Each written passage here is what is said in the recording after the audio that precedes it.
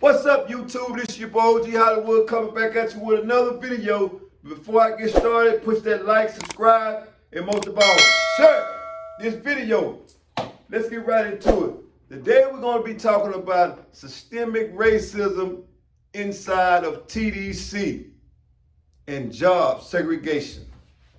Job segregation inside of TDC consists of being placed on your prison job by your skin color. And I know some of y'all might be wondering how does that exist? Well, here's the deal. You were placed on your job by your skin color, not by your job skill. And what I mean by that, if you was Hispanic, you would work in the yard squad. And what you were expected to do in the yard squad was this: cut grass, edge trees, trim the grass,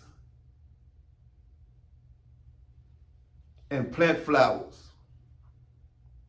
If you were black, you were placed in food service, or you were a custodian. If you were white, you were put in maintenance. These jobs were supposed to prepare you after you have served your time in the Texas Department of Criminal Justice. I myself found that to be very untrue. The jobs were segregated just like the seats in the day room. And you have to remember, in the day room, blacks sit on one side, Hispanics sit on one side, and whites sit on one side. It was the same way in prison on the jobs. Every job that was given to you was given to you based on the color of your skin, not the skills that you possessed. When you first came to prison, you would go in front of the warden and his administration. They would sit you down and ask you what was your occupation before entering prison. For what, I don't know. Because over a period of time, I began to see the same thing happen over and over and over again. It didn't have anything to do with the skills that you possessed or your work ethic. It had everything to do with your skin. Let me paint this picture for you. It's like being in society. When you fill an application out and you hand it to the employer, if that employer has any race within his heart, your application will get pushed to the side, regardless of the skills that you possess. Regardless.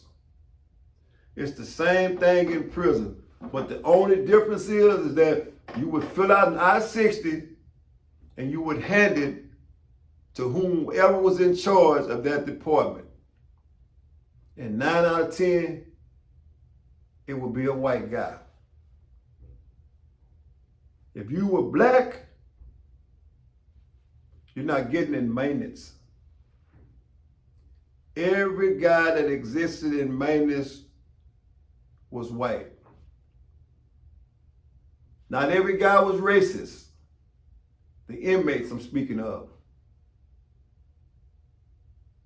But in TDC, the majority of the people that work in maintenance are white.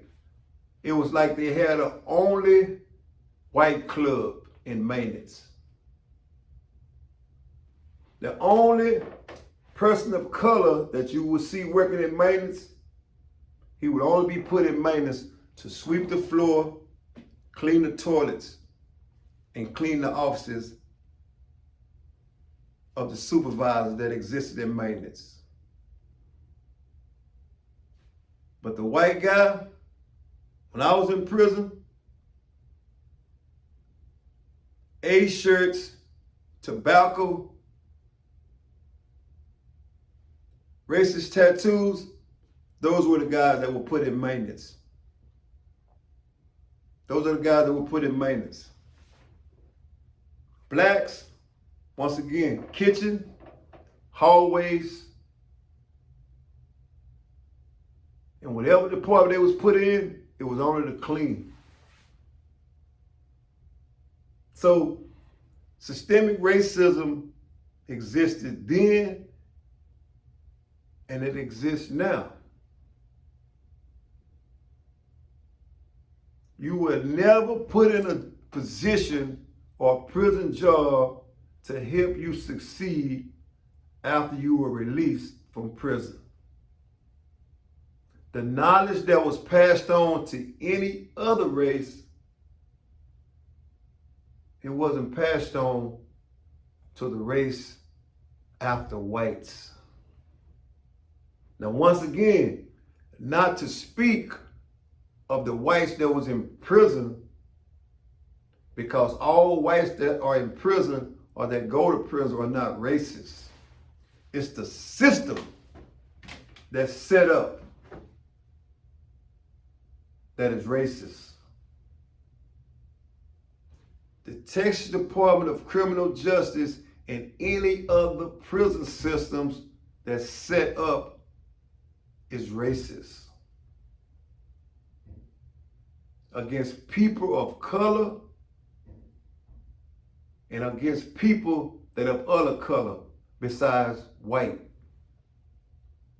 If you can remember, the prison system was set up to control any other color after white, after slavery was over. It was set up to control. And the system is set up to control people of color and any other color. And even after you were released, it's not set up to see you succeed. The system is set up so you can fail. It's designed to make the individual fail. It's designed to make the individual fail. For an example, when I was released, I was placed on an ankle monitor. I was placed on an ankle monitor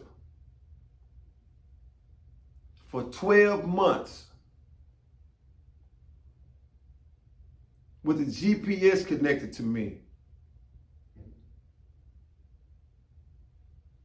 And it wasn't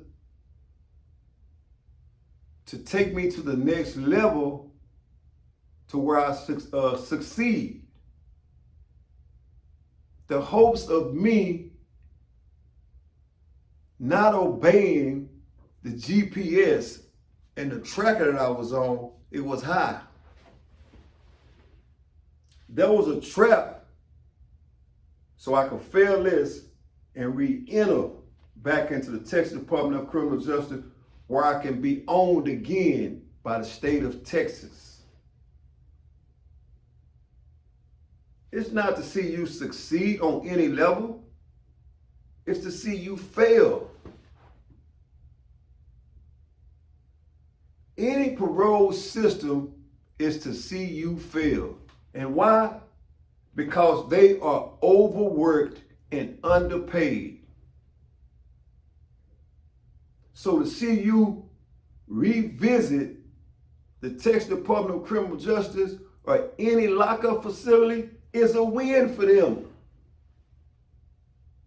Because there's less work that they'll have to do. So remember this. The system has always been built around systemic racism and job segregation to see you fail. To see you fail. So we have to remember as people that the mental part of any facility has to be conquered within the mind. Has to be conquered within the mind. Because there's no getting around systemic racism or job segregation in prison or out of prison. It doesn't matter. It doesn't matter.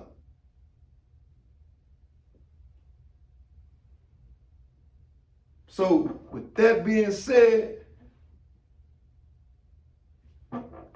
talk about systemic racism as much as you can with whomever and wherever, with anybody that will listen. Because racism matters.